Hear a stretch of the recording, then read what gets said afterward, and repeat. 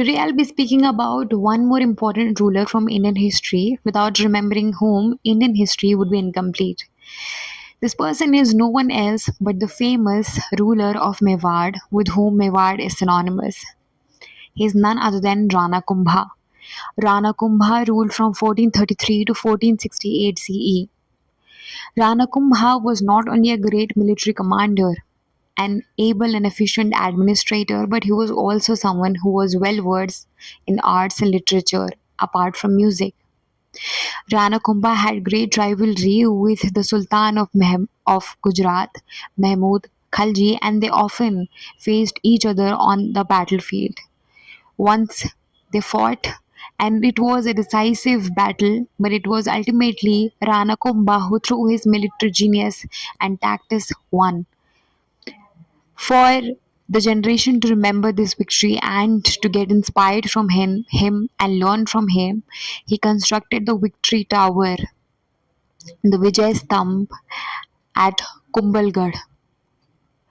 Not only was this man a military genius, but he was also someone who was well versed in music. He knew how to play the musical instrument veena, and he also composed a treatise on Indian music. He is referred to as the Sangeet Shiromani. Although he was pressed from all sides, always almost, he was always able to win through the situation, no matter what. This was his resolve. This strong was his resolve. He also built the city of Basantpur.